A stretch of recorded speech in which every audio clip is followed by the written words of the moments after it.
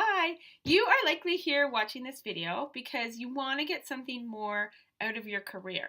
Maybe you're stuck in the grind, that never-ending list of to-dos, and the idea that there's so much on your plate you can't take on more. Maybe you're not fulfilled at work. Maybe you've hit that glass ceiling and you're sick and tired of the gender gap. The idea that men make more money than women and men rise to leadership at a faster rate than women. If you want to, maybe you're doing well in your career and you want to take that next step. Maybe you want to accelerate the progress that you're making already. If striving for more, being more ambitious, putting yourself out there and taking that step, if that sounds appealing to you, you are in the right place. So I'm Andrea Jansen and I am a leadership coach. And I've been a leadership coach since 2015, but I focused on helping women be more ambitious since the beginning of this year, so since around January 2018, when a client of mine asked me to do a workshop about ambition for a group of women in her industry. And it started out being for 20 people, and as the date got closer, she kept upping the attendance to the point where I was expecting 40 people. And I showed up on the day, and there was almost 70 people in attendance, and one woman was standing outside, and she said, Andrea, if there's a no-show, can I come in? And I realized that women want to have a different conversation about leadership. They want to have a different conversation about what it's going to take to close the gender gap, because people are not happy at the rate that this is closing, at the progress that's been made over the last 10 years. So I started working with women and I started helping women in my coaching business to be just a little bit more ambitious and strive for that next step. Really, with the idea that we all need to do our part to close the gender gap. And what happened is really cool. So one of my clients decided to really embrace the politics in her organization. She found a sponsor, which is someone that is advocating for her next promotion, for her next raise, for her to get the exposure that she needs to get ahead. Other women that I've been working with have decided to take a leadership position in their organization to really support other women and really look like what does the organization need to do to make things better for women so that we can experience equality in the workplace. One of my clients, this actually blew me away and I didn't believe her when she first told me this. She was able to negotiate herself a brand new position and a 30% raise. The most common thing from all of my clients is that they all feel more fulfilled, they feel like they're making a difference, and they feel like they're contributing to their organizations, and they are happy about it. So this is why I'm making this video, because I want to tell you that I see your potential. There's so much potential out there, and I want to help you to tap into it. I want you to be able to seize those opportunities that are right in front of you so that you can put yourself out there. You can get that raise. You can get that promotion. You can feel fulfilled at work.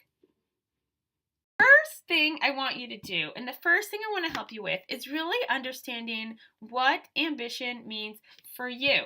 So if you haven't downloaded my free Reignite Your Ambition workbook, I want you to do that right now. Pause the video. There will be a link below this video.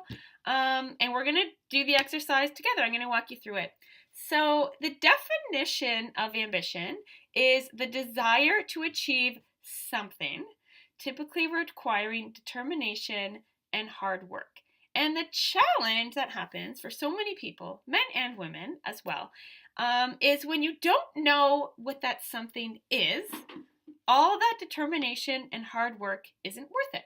So we're going to do a quick exercise right now so that I can help you figure out what your something is.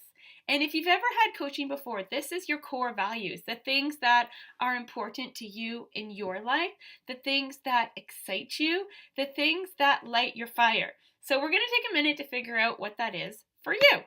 So first, I want you to think about a time when you were working, when you were thriving, you were killing it. It was your best day. You felt confident, you knew what you were doing, all the stars were aligning, and you loved every moment. So think about that and write it down. And next, I want you to think about why you felt that way and write down as many words as you can. Now look at those words and come up with themes. A couple of themes. Try to figure out maybe 2 or 3 words about that one day or about that one experience that made you feel fulfilled. And if you can't think of an experience when you were thriving professionally, I want you to go back to school. So think about university. What did you love to do at university? If you're still stuck, go back to high school. And if you're still stuck, go back to childhood and think about, what did you want to be when you grew up? What about that was exciting? And really whittle it down to a couple words. And that is your something that drives your ambition. In the workbook, there's a couple examples of words that you can get inspiration from if you get stuck. Once you know what drives your ambition, what your core values are, what that something is that you're striving for, I want you to think about things that you can add to your workday every single day that are going to fuel your ambition. So, for example, myself, adventure is really important to me. That's one of my values. That is one of my somethings. And in my business, I like to do a lot of speaking outside of my home city because that gives me a sense of adventure. So, going to conferences and speaking at places that are not in Halifax, Nova Scotia are exciting for me because I love just getting on a plane. I love visiting a new city. And that's something that I've done this year and added that to my business because I know that's going to give me fulfillment. So I want you to think about some things that you can do every day or every week or just kind of add to your job that are going to bring joy to your work. And if you need some help, ask your boss. That is the best thing that you could do because your boss wants you to be fulfilled. They want you to be productive because you know what? You're going to deliver more for the company. And I know some of you might be rolling your eyes because I talked about all these speaking engagements that I do. I have had people roll their eyes at me and say, you know what, Andrea, this is not possible. Like fulfillment at work is not going to happen for me because it just doesn't exist. I've never seen anybody that's fulfilled at work. And I want to tell you that it 100% does exist. And I want to encourage you to take a look around you at the people that you spend your time with and really look for people that are fulfilled at work, that are doing things that they love, that are a little bit ambitious because that fulfillment and that attitude is contagious. And I want to encourage you to surround yourself with people like that so that you can kind of get some of that feeling yourself. The second thing I often hear from people is, oh my goodness, Andrea, I don't have time to sit here and reflect and think about my childhood goals and think about when I was thriving. I'm just so busy. And I want to encourage you to really just show up for yourself. Carve out half an hour, put it in your calendar, and just sit down and do these exercises because these are coaching questions. These work, they're evidence-based, and I'm going to tell you, you're going to get some insights and they're going to make you a lot happier.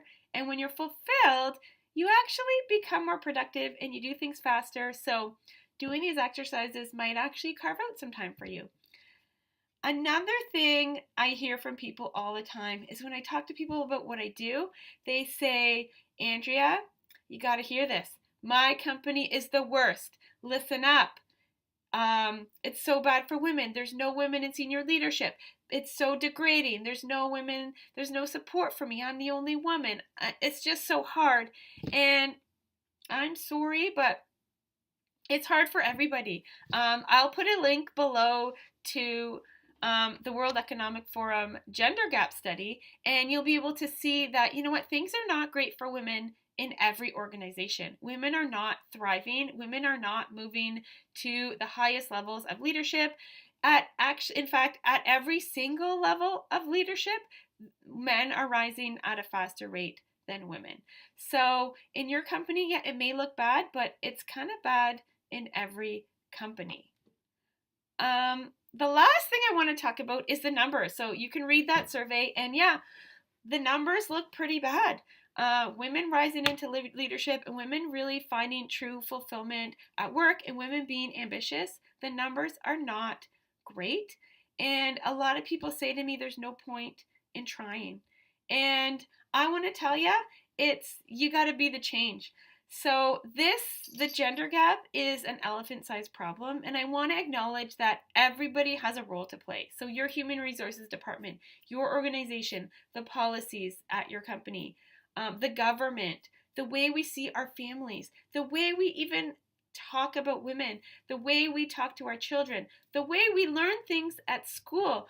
All of these things need to change, and everybody has a little role to play in making change happen. So the opportunity for you is to make a decision to be a leader in your own life and really step up and be a part of that change to make things better for all women and be a leader and be a role model to the generation of women behind us. Because by you stepping up, being a tiny bit more ambitious, you actually pave the way for everybody else that you know to be just a little bit more ambitious as well. And that's how we're going to close the gender gap.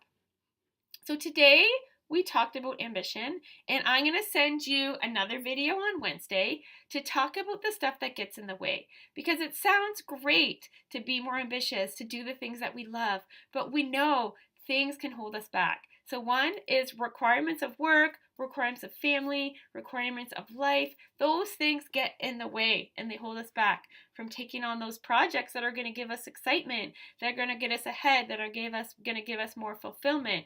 So I'm going to send you a video that's going to help you come up with a strategy to manage that. There's also things that are internal. So this kind of concept of not believing in ourselves when kind of we're ready for that next step, or we think we might be, our self-doubt kicks in. We get that voice of our inner critic that says, you know what, you're not ready, you're not smart enough, it would be better if someone else did it.